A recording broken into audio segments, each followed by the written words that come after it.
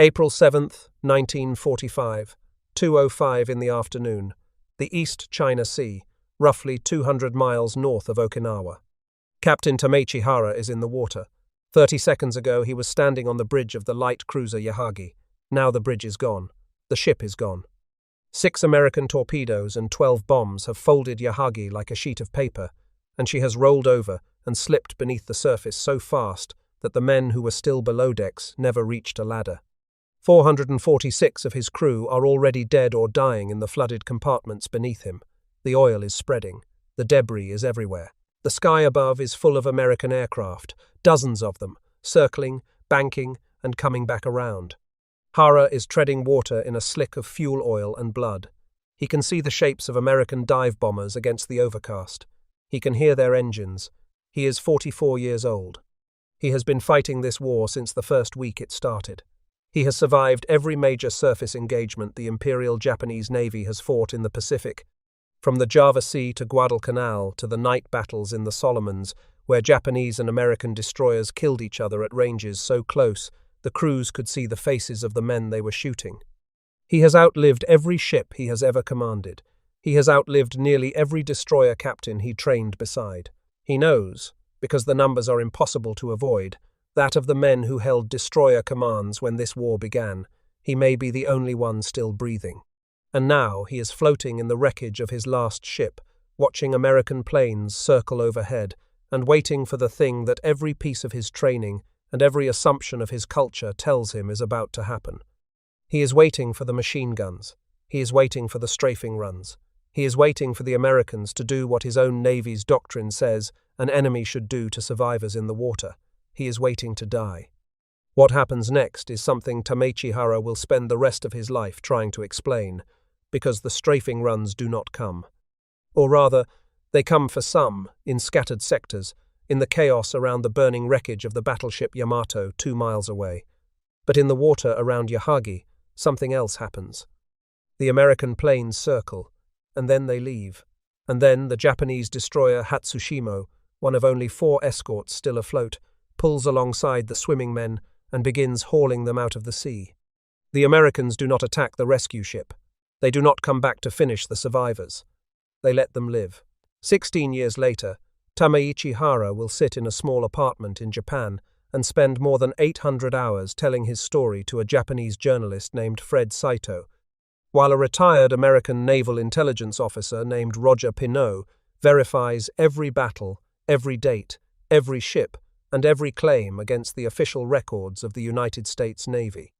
The book they produce together will be called Japanese Destroyer Captain. It will become one of the most respected memoirs of the Pacific War ever written. And in its pages, Hara will do something almost no Japanese officer of his generation ever did publicly. He will praise the men who tried to kill him. He will call their victories perfect. He will describe their courage with the same precision he uses to describe torpedo trajectories. And he will say, in ways that are scattered across the entire book like a confession the author cannot quite bring himself to make all at once, that the Americans were not what he had been told they were. They were not soft, they were not cowards, they were not the spoiled children of a weak democracy who would crumble at the first taste of real combat. They were something else entirely. Something his navy had no doctrine for and no word to describe. And the fact that they let him live, the fact that they fought with a ferocity that matched anything the Imperial Navy could produce and then stopped killing the moment the killing was no longer necessary, is the thing about the war that haunted him, more than any torpedo he ever fired or any ship he ever watched sink beneath the waves. To understand why a Japanese destroyer captain floating in the wreckage of his ship found mercy where he expected execution, we have to go back decades before the first shot of the Pacific War. We have to go back to the moment the Japanese Navy decided what kind of force it was going to be, what kind of enemy it expected to face, and what it believed that enemy would do to Japanese sailors if they ever ended up in the water. Because the doctrine that put Hara in that ocean, and the assumptions that made the mercy he received incomprehensible to him, were not accidents. They were built deliberately over the course of 4 decades. And they were built on a single afternoon in the Tsushima Strait in 1905, when the Imperial Japanese Navy destroyed the Russian Baltic Fleet and became, in one battle, the most feared naval power in Asia. The Battle of Tsushima, fought on May 27th and 28th of 1905, was the most complete naval victory since Trafalgar. Admiral Heihachiro Togo, commanding a fleet that was smaller in total tonnage than the Russian force it faced, annihilated the enemy. 21 Russian ships sunk, 7 captured. Over 5,000 Russian dead. The Japanese lost 3 torpedo boats. The victory was so total, so lopsided, that it reshaped the way every navy on Earth thought about war at sea. It also convinced the Japanese naval establishment of 3 beliefs that would drive every decision they made for the next 40 years. First, that aggression wins. Togo had attacked without hesitation. He had closed the range when conventional wisdom said to stay back. He had used his torpedo boats at night when other admirals would have held them in reserve. The lesson the Japanese drew was absolute. The fleet that strikes first and hardest and accepts the highest risk will destroy the fleet that hesitates. Second, that training and spirit matter more than numbers. Togo's crews had been drilled to a standard of precision that European navies considered fanatical. His gunners fired faster and more accurately than the Russians. His officers maneuvered with a coordination that Rozhestvensky's captains could not match. The Japanese concluded that the quality of the individual sailor, his willingness to die for his emperor, his technical perfection, his absolute obedience to the chain of command, was the decisive factor in naval warfare. Ships could be replaced. Spirit could not. Third, and most consequential for this story, the torpedo was the weapon of the future. Japanese torpedo boats had savaged the Russian fleet at night, when the bigger ships' guns were nearly useless in the darkness. The Japanese naval staff studied those results and made a commitment that would define 4 decades of shipbuilding, training, and doctrine. They were going to build the most dangerous torpedo force on the planet. Not the biggest, the most dangerous. By the 1930s, that commitment had produced a weapon that no other navy in the world possessed or even knew about. The Japanese called it the Type 93. The Americans, when they eventually learned what it could do, would call it the Long Lance. It was an oxygen-fueled torpedo, nearly 30 feet long and 24 inches in diameter, carrying a warhead of over 1,000 pounds of explosive, capable of running at roughly 49 knots for over 22,000 meters. That range was 3 to 4 times greater than anything the Americans or the British had in service. It left almost no visible wake because it used pure oxygen instead of compressed air, eliminating the telltale trail of bubbles that marked every other torpedo in the world. It was devastating. And it was carried in banks of 4 and 8, on Japanese destroyers that had been designed from the keel up as torpedo attack platforms, ships that sacrificed armor and survivability for speed, stealth, and killing power. The Long Lance was not just a weapon, it was a philosophy cast in steel. It said that the Japanese Navy would close with the enemy at night, when radar, which the Japanese believed they did not need, could not help the Americans, and when the superior night vision training of Japanese lookouts would give them the first sighting. The destroyers would launch their torpedoes at ranges the enemy did not believe were possible, and the enemy would die without ever knowing what hit them. This was the war the Japanese intended to fight. Quick, violent, decided in a single exchange before the enemy could bring his industrial advantages to bear. And this was the doctrine Tameichi Hara helped write.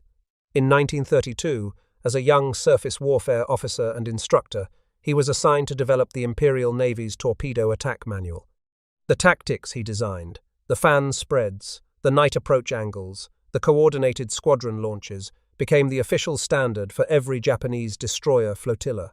He was, in a very real sense, the man who taught the Imperial Japanese Navy how to use its most lethal weapon. He was also, and this matters for later, a man who questioned things. Even in the 1930s, Hara had a reputation for pushing back against rigidity. He hated the brutal hazing system at the Naval Academy at Etajima, where he had graduated with the 49th class in 1921. He forbade physical discipline aboard his ships, which was almost unheard of in the Imperial Navy. He believed in training his men through repetition and explanation, not through fear. His personal maxims, which he wrote down and kept with him, were these: never do the same thing twice. And, if the enemy hits you high, hit him low. If the enemy hits you low, hit him high. These were the principles of a man who thought in terms of adaptation, not ritual, and they would keep him alive through engagements that killed nearly everyone around him. In February of 1942, 3 months after Pearl Harbor, Hara got to watch his doctrine work. The Battle of the Java Sea, fought on February 27, 1942, was the first major surface engagement of the Pacific War. Hara, then a lieutenant commander, was commanding the destroyer Amatsukaze, a Kagero-class vessel he had taken charge of in the spring of 1941. He served under Rear Admiral Raizo Tanaka's Destroyer Squadron 2, which was part of the larger striking force under Rear Admiral Takeo Takagi, escorting the Japanese invasion convoy bound for the Dutch East Indies. Standing in their way was a hastily assembled Allied fleet under Rear Admiral Karel Doorman of the Royal Netherlands Navy. Doorman had 5 cruisers and 9 destroyers, drawn from 4 different navies, American, British, Dutch and Australian, that had never trained together, never operated together, and were communicating through a tangle of different languages and incompatible signal systems. What happened in the Java Sea that afternoon and evening was a demonstration of what the Japanese torpedo doctrine could do when executed by trained crews against a disorganized opponent. The Allied fleet was shattered over the course of a running battle that lasted 7 hours. The Dutch light cruisers De Ruyter and Java were sunk by long-lance torpedoes, fired at ranges that the Allied commanders did not believe were possible. Doorman went down with De Ruyter, having never seen the weapons that killed his ship. The British heavy cruiser, Exeter, already damaged by shell fire, was hunted down and sunk 2 days later. Within a week, the entire Allied naval presence in the Dutch East Indies had been destroyed. Hara, watching through his binoculars as enemy ships burned on the horizon, felt what every Japanese naval officer felt in those early months. Vindication. The doctrine worked. The training worked. The spirit of Tsushima was alive. The Americans and their allies were exactly what Tokyo had been saying they would be: poorly coordinated, slow to react, unable to match the precision and aggression of the Imperial Navy. There is a detail from the Java Sea that Hara recorded in his memoir that reveals the quality of the Japanese Navy at its peak.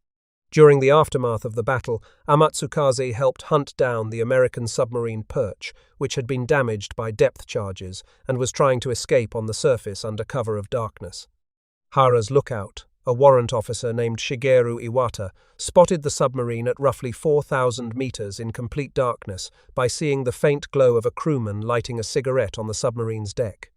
That level of visual acuity, at more than 2 miles, in total darkness, was the product of the training regimen the Japanese Navy had imposed on its lookouts, years of exercises in low-light conditions, special diets believed to improve night vision, and selection of men with naturally superior eyesight. It was extraordinary. And it was, in early 1942, an advantage the Americans could not come close to matching. But the Java Sea was also the last battle in which everything went according to the plan, because 6 months later, off a jungle island called Guadalcanal, the assumptions that the Japanese Navy had been building on since Tsushima would begin to crack. And the man who felt them crack first, who heard the sound of his own doctrine breaking apart beneath him like the hull of a torpedoed ship, was Tameichi Hara. Every like on this video is a small act of remembrance for the sailors on both sides of the Pacific War who did not survive what Hara survived. If this investigation matters to you, that button matters to me. Guadalcanal, the name itself, became a word for suffering in both navies. The Americans called the waters north of the island Iron Bottom Sound because of how many ships from both sides lay shattered on the seabed. The Japanese called their high-speed destroyer supply runs down the narrow channel known as the Slot, the Rat Transportation, a name that captured the desperation of the missions without any of the glory Tokyo's propaganda attached to them. Both names tell you everything about what the Guadalcanal campaign was. It was a meat grinder that consumed destroyers the way a furnace consumes fuel, and it did not care whose flag they flew. The fighting around Guadalcanal produced some of the most intense naval combat in history. At the Battle of Savo Island on August 9, 1942, a Japanese cruiser force under Vice Admiral Gunichi Mikawa surprised an Allied screening force guarding the invasion beaches and, in a battle lasting roughly 37 minutes, sank 4 heavy cruisers, HMAS Canberra, USS Quincy, USS Vincennes, and USS Astoria, killing over 1,000 Allied sailors. The Japanese did not lose a single ship. It was a catastrophe for the Allies and a triumph of the Japanese night-fighting doctrine. The long lance, the trained lookouts, the aggressive closing to torpedo range, everything worked exactly as designed. Hara arrived in the Solomons in the autumn of 1942. He was still commanding Amatsukaze. He was still confident in his torpedoes, in his lookouts, and in the doctrine he had helped create. On the night of November 12th to 13th, 1942, he sailed into the most violent surface engagement of the Pacific War, and he came out of it a different officer. The naval battle of Guadalcanal, first phase. It was fought in Iron Bottom Sound at night, at ranges so close that some ships were firing at targets less than 1,000 meters away. The engagement was so confused that American ships fired on American ships, and Japanese ships nearly collided with each other in the darkness. Rear Admiral Daniel Callahan, commanding the American force from the heavy cruiser San Francisco, sailed his column directly into the middle of the Japanese formation in what was either a brilliant maneuver or a catastrophic miscalculation. Callahan died on San Francisco's bridge before anyone could determine which it was. Hara, in the middle of the chaos, did what he had been trained to do. Amatsukaze closed to roughly 3,000 yards and fired 8 Type 93 torpedoes. 2 of them hit the American destroyer Barton. They broke her in half. She sank in approximately 7 minutes, her bow and stern sections folding toward each other as the ship jackknifed and went under. Of her crew of roughly 206 men, 164 were killed. Barely 70 survived, most of them pulled from the water by the cruiser Portland and a handful of rescue boats. Hara then swung his ship toward the American light cruiser Juno and put another torpedo into her hull, breaking her keel and leaving her dead in the water, drifting and flooding. Juno would be finished off the following day by the Japanese submarine I-26. When she went down, she took with her nearly 700 men, including all 5 of the Sullivan brothers from Waterloo, Iowa, the worst single-family loss in American naval history. Of the roughly 100 men who initially survived the sinking of Juno, only 10 were still alive when rescue finally arrived days later. The others died of wounds, shark attacks, dehydration, and exposure in the open ocean, while the Navy, believing there were no survivors, failed to search for them. In that same wild night, Hara nearly collided with the battered heavy cruiser San Francisco. He turned on his searchlights to confirm the identity of the dark shape looming in front of him, identified her as American, and opened fire, raking San Francisco's bridge and superstructure with shells. But he left the searchlights on a few seconds too long. The American light cruiser Helena, positioned off in the darkness where Hara could not see her, spotted the lights and fired a devastating salvo into Amatsukaze. The shells tore through the engine rooms and the superstructure. Fires broke out. Speed dropped to almost nothing. Hara's ship became what he later described as a floating wreck. She limped away from Iron Bottom Sound at barely 8 knots, burning, listing, with dead sailors on her decks and wounded men screaming in the compartments below. Hara got Amatsukaze home to Japan for repairs, but something had shifted inside him. He had won the tactical exchange by any reasonable measure. His torpedoes had sunk a destroyer and crippled a cruiser. By the cold accounting of naval combat, he had performed brilliantly, but he had also seen the Americans do something that did not fit the picture he had been given. The American force that night had been outgunned, out-torpedoed, and caught in a tactical position so disadvantageous that their own admiral died in the first minutes of the engagement. By every calculation the Japanese relied on, the Americans should have broken. They should have scattered into the darkness the way the Allied fleet had scattered at Savo Island 3 months earlier. That was what disorganized forces did when they were hit hard at night. They ran. But the Americans at Guadalcanal did not scatter. They kept fighting. San Francisco, with her bridge wrecked, her admiral dead, and fires burning across her superstructure, kept firing. The destroyer Cushing, burning from bow to stern with her torpedo mounts destroyed, kept firing until the sea came over her decks. The anti-aircraft cruiser Atlanta, hit by both friendly fire and Japanese torpedoes, Rear Admiral Norman Scott, killed on her bridge, kept firing until she could no longer stay afloat. The Americans took losses that would have ended most engagements in naval history and simply absorbed them and kept going. Hara had heard about this stubbornness at Savo Island in the reports of other officers, but he had discounted it as the desperate thrashing of surprised men. At Guadalcanal, in the close-range chaos of Iron Bottom Sound, he saw it with his own eyes from less than a mile away, and it unsettled him. not because the Americans were better than his men. In 1942, ship for ship and man for man, the Japanese surface navy was still the more skilled and more dangerous force. But because the Americans were behaving in a way his training manual said they should not, they were refusing to accept that they had lost. They were treating catastrophic damage as a starting condition rather than an ending one. The thing that separates a competent navy from a dangerous one is not how it fights when everything goes according to plan. It is how it fights when the plan has been torn to pieces and thrown overboard. And the American Navy in the autumn of 1942 was fighting as if the plan being torn to pieces was something they had prepared for. Through the winter and spring that followed, Hara ran the Tokyo Express. These were the high-speed destroyer missions down the slot to resupply the Japanese garrison on Guadalcanal, dashes made at night at speeds above 30 knots to avoid the American air attacks that made daylight runs suicidal. The destroyers would race south, slow only long enough to push drums of supplies overboard near the beach, and then race north again before dawn. It was dangerous, wasteful, and increasingly futile. Many of the supply drums drifted away from the beach or were strafed by American aircraft before they could be recovered. On some runs, of 1,500 drums dropped, fewer than 300 reached the soldiers they were meant for. Shigure. The destroyer Hara took command of in 1943 when he was promoted to captain and given Destroyer Division 27, survived 8 of these Tokyo Express runs. Other destroyers around her did not. Every run was a gamble. Every run cost fuel the Navy could not replace, wore down engines that had no spare parts, and risked irreplaceable trained crews in a logistics mission that a fleet of barges could have done if the Japanese had controlled the air.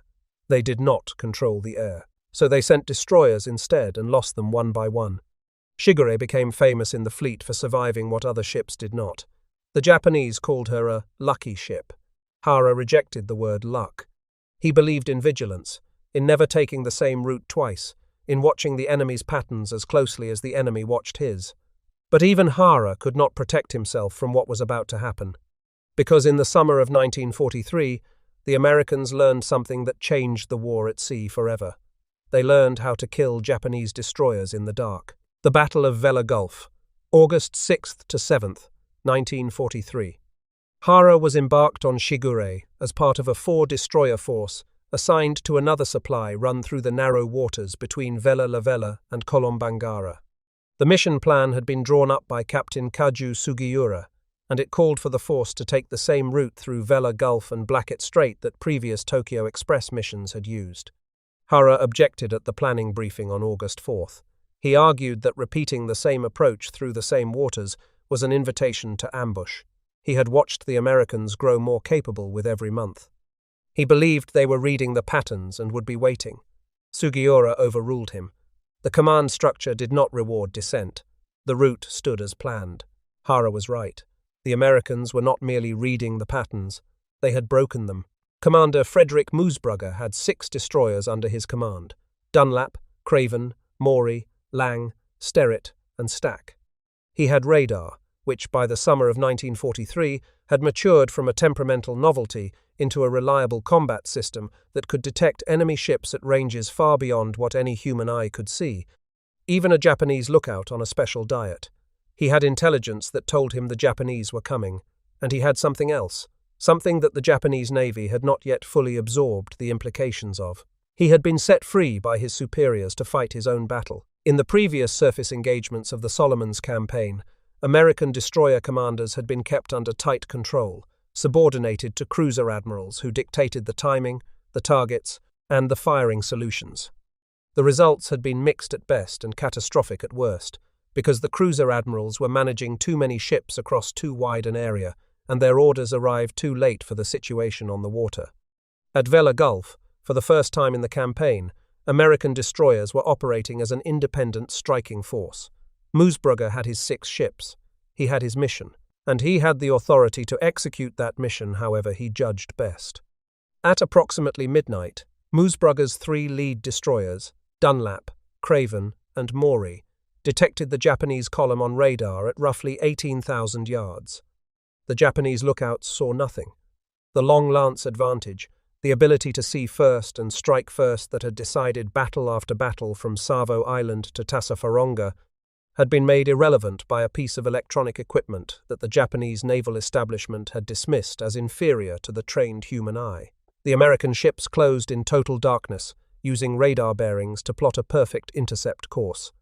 At a range of roughly 4,300 to 4,800 yards, close enough to be lethal, far enough to be invisible, all three ships fired torpedoes simultaneously. 24 Mark 15 torpedoes entered the water in the space of 63 seconds. Hagikaze was hit first, then Arashi, then Kawakaze. The three Japanese destroyers were torn apart in a chain of explosions that lit up Vella Gulf like a lightning strike. By the most detailed accounting, roughly 1,210 Japanese sailors and soldiers died, though some estimates run higher. Many of the soldiers had been passengers being transported for the supply mission, men who had no battle stations and no chance. Some of the Japanese survivors in the water refused rescue from the American destroyers that circled the wreckage afterward.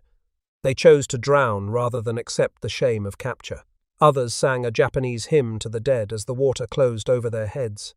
Shigure, far to the rear of the Japanese column, survived by the thinnest of margins. A single American torpedo passed through the gap in her rudder mechanism without detonating. It was the kind of malfunction that in any other context would be recorded as a failure of the weapon. For Shigure's crew, it was the distance between life and the bottom of the strait. Hara watched the fires from the sinking destroyers until they guttered and went dark. And then he wrote the words that would, decades later, define his reputation as a Japanese officer willing to say what others would not. He called Vella Gulf a perfect American victory. He wrote that he had never before seen such marksmanship. He did not soften it. He did not add qualifications or blame circumstances. He gave the enemy full and unconditional credit for having beaten his force absolutely, with a tactical plan he had not anticipated, executed with a precision he had not believed the Americans were capable of producing. And then he noted something that did not appear in his after-action report to his superiors, but that would appear, years later, in his memoir. After the killing was finished, the American destroyers circled the wreckage of the three sunken ships and lowered lines and flotation devices to the Japanese survivors struggling in the water. The Americans had just destroyed 3 warships and killed over 1,000 men in under 5 minutes. And then, in the darkness, with the burning oil still spreading on the surface, they tried to save the ones who were left. Most of the Japanese survivors refused the lines. They had been trained to believe that capture by the Americans meant torture, humiliation, and a disgrace worse than death itself. They had been told this by the same command establishment that had ordered Hara to follow the same route through the same waters that the Americans had been monitoring for weeks. The men who designed the doctrine did not float in the wreckage. The men who obeyed the doctrine did. If your father or grandfather served in the Pacific in any branch, any theater, any ship, I would be honored to read their story in the comments. What vessel did they serve on? What island did they see? What did they remember about it? Those memories are the human record of the war, and they are irreplaceable. They deserve to be written down by the people who carry them before they are lost for good. Hara continued fighting through the autumn of 1943. At the Battle of Vella on October 6th and 7th, Shigure and the destroyer Samidare managed to torpedo and badly damage the American destroyer Selfridge, knocking her out of the war for 6 months. It was described by some historians as the last Japanese surface victory of the entire conflict. But even this small success carried a price that revealed the trajectory of the war. The Japanese had come to evacuate a garrison, not to fight.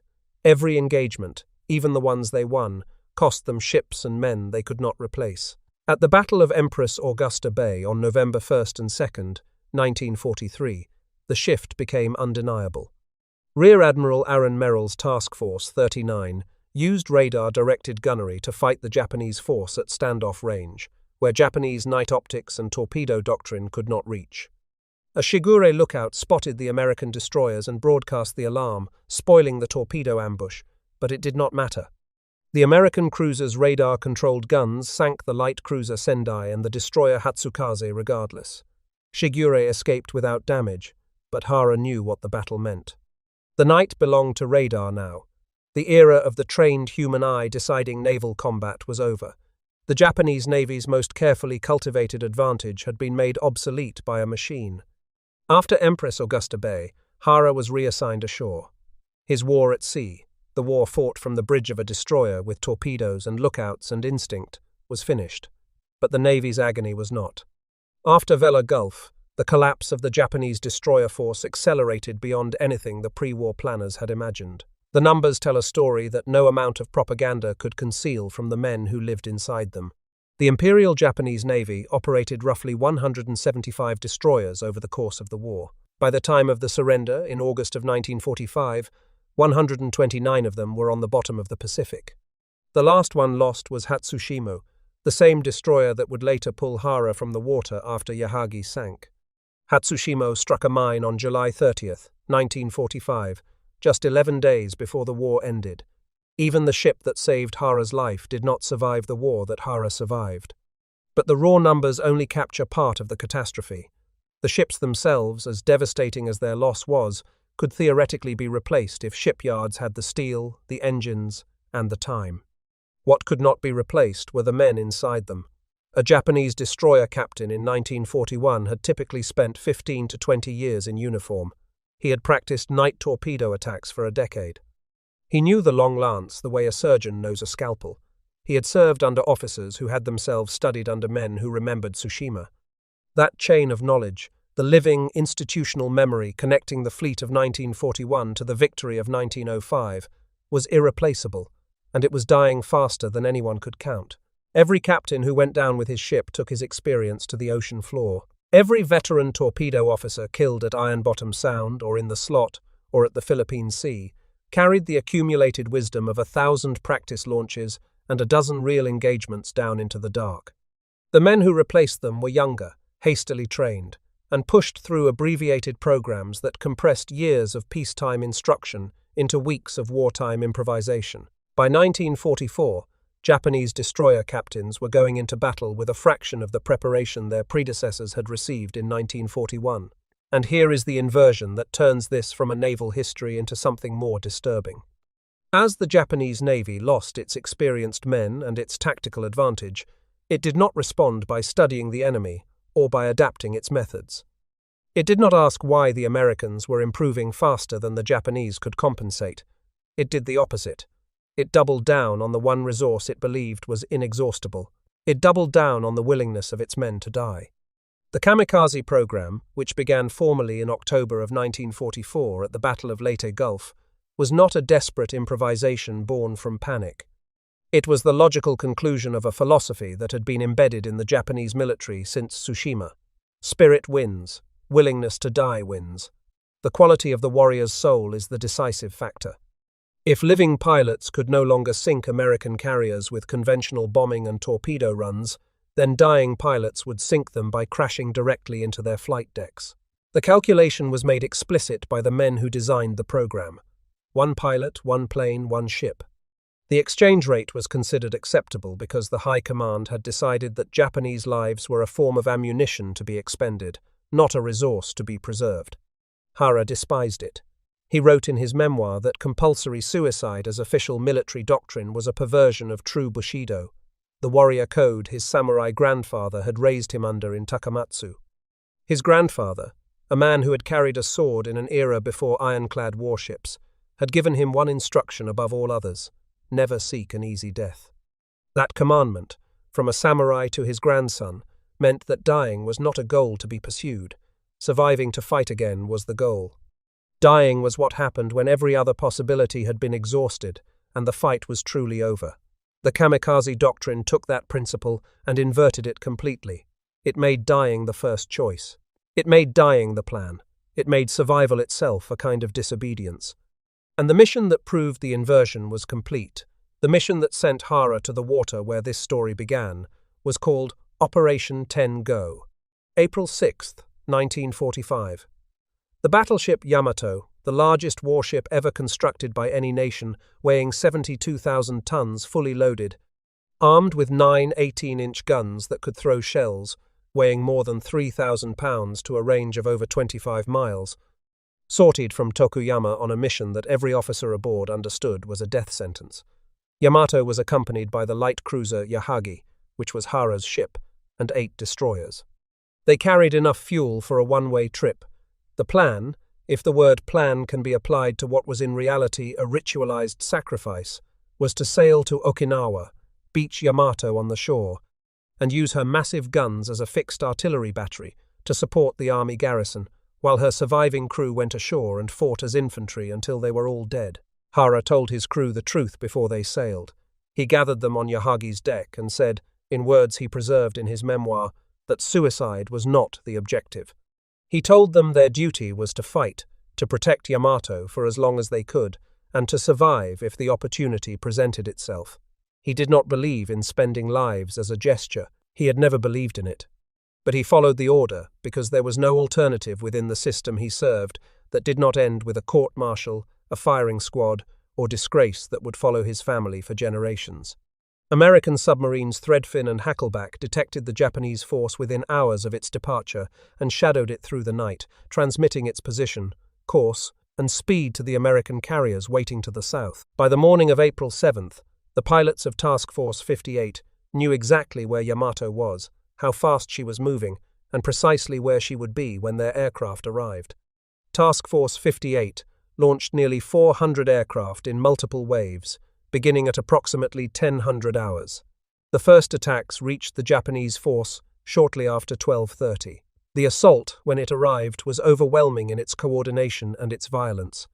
Wave after wave of dive bombers and torpedo planes hit Yamato and her escorts from multiple directions simultaneously, giving the anti-aircraft gunners no single axis to defend. Hara, on Yahagi's bridge, watched the sky darken with American aircraft. He watched the destroyers around him begin to absorb hits, watched their anti-aircraft fire thin as gun crews were killed, watched columns of smoke and water rise around the ships that were still moving.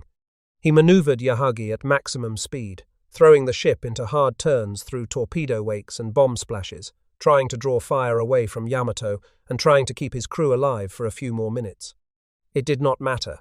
Yahagi took her first torpedo at approximately 12:45, then a second, then bombs that tore open her upper decks and started fires in the ammunition handling spaces. Then more torpedoes that flooded her engine rooms and killed her power. Her speed dropped, her steering failed. She began to list. Hara stayed on the bridge as long as the bridge existed. When Yahagi capsized at approximately 2:05 in the afternoon, he went over the side into the sea with Rear Admiral Keizo Komura, the escort force commander, who had been standing beside him. 2 miles to the north, Yamato was dying. She had absorbed at least 11 torpedoes and 6 heavy bombs over the course of 2 hours.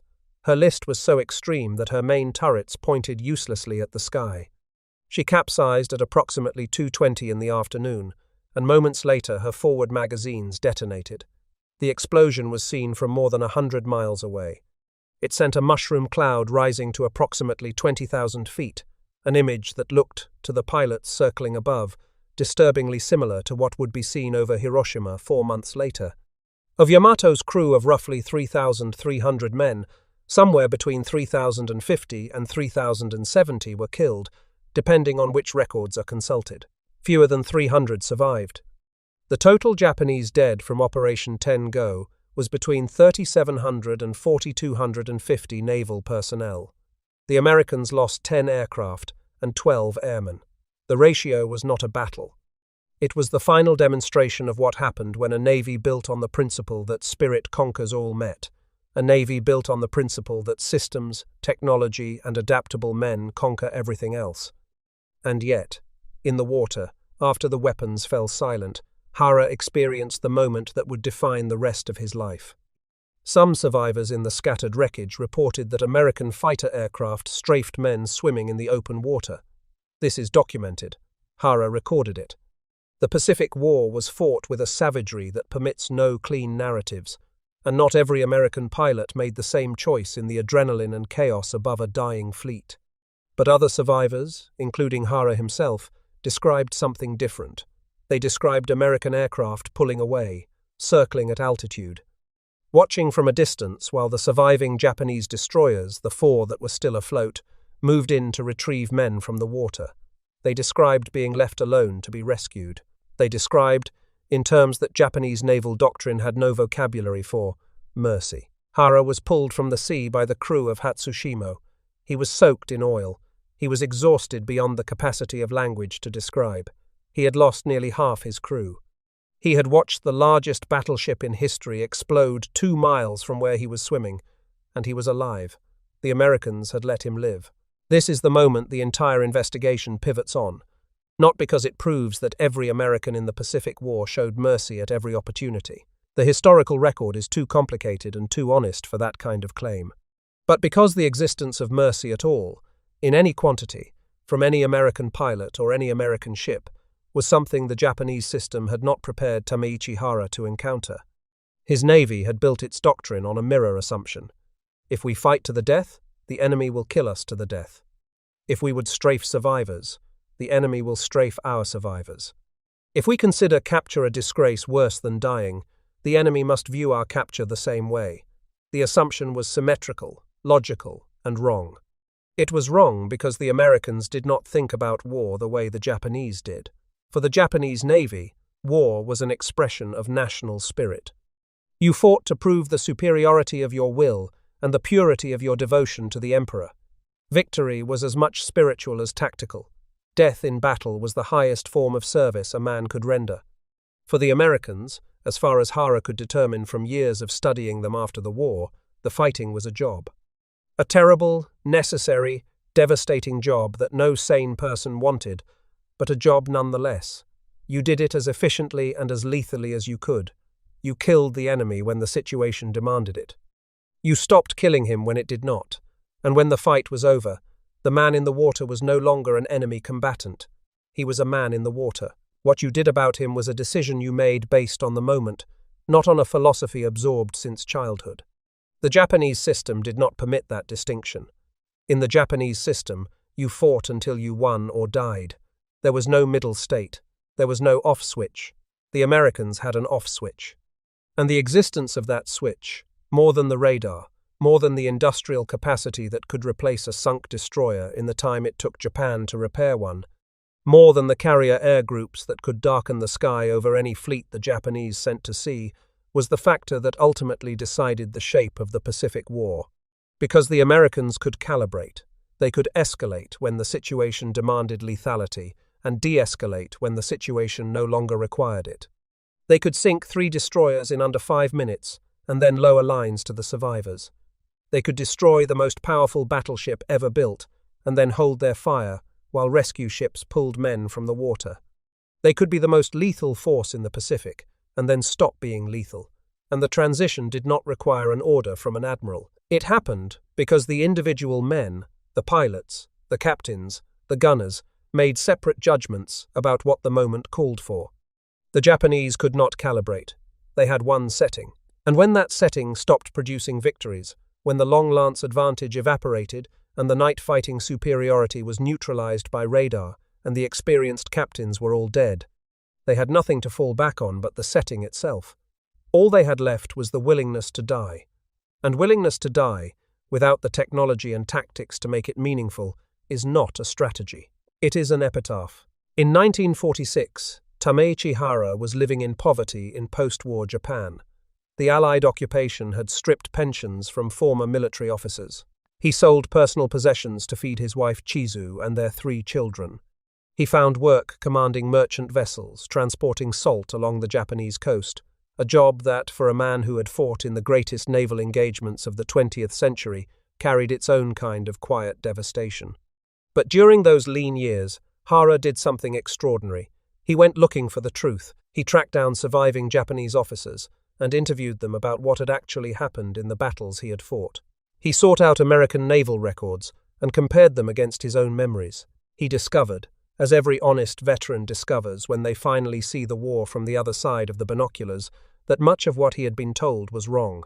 He had been told the Americans were soft, dependent on their machines and their factories, men who would break when they faced an opponent willing to die rather than retreat. He found instead men who had charged into Japanese torpedo spreads at Guadalcanal, who had closed to knife-fighting range in Iron Bottom Sound, who had volunteered for missions in the slot knowing that the night waters of the Solomons were the most dangerous place in the Pacific for an American destroyer.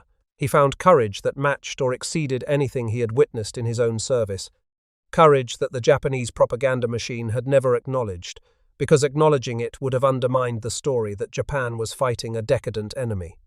He had been told that Japanese spirit was the decisive factor in naval warfare, the intangible advantage that no amount of American steel could overcome. He found that spirit, without the logistics, the technology, and the institutional flexibility to sustain it, was simply a more poetic way of losing.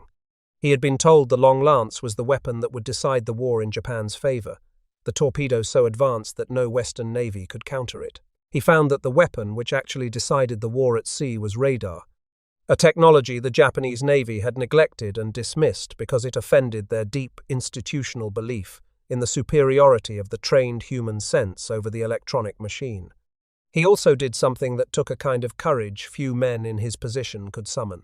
During the war, after his removal from Shigure and his assignment as a torpedo instructor at Opama, Hara had grown so disillusioned with the High Command's suicidal direction that he wrote a letter urging Emperor Hirohito to dismiss the leaders of both the army and the navy and seek peace. He delivered the letter personally through Prince Takamatsu, the emperor's brother, at the Navy Ministry. It was an act that could have cost him his life if the wrong people had learned of it. Nothing came of the letter. The war continued. The kamikazes flew. Yamato sailed to her death. And Hara ended the war at Kawatana, training crews for Shinyo suicide motorboats, the very kind of operation he had risked everything to protest. In 1961, after more than 800 hours of interviews with Fred Saito and with Roger Pineau cross-referencing every engagement against the official histories compiled by Samuel Eliot Morison and the records of the United States naval history. Division, Hara published Japanese destroyer captain. American naval officers praised the book for its precision and its willingness to credit the enemy honestly. It remains, more than 6 decades after its publication, one of the essential first-hand accounts of the Pacific Surface War.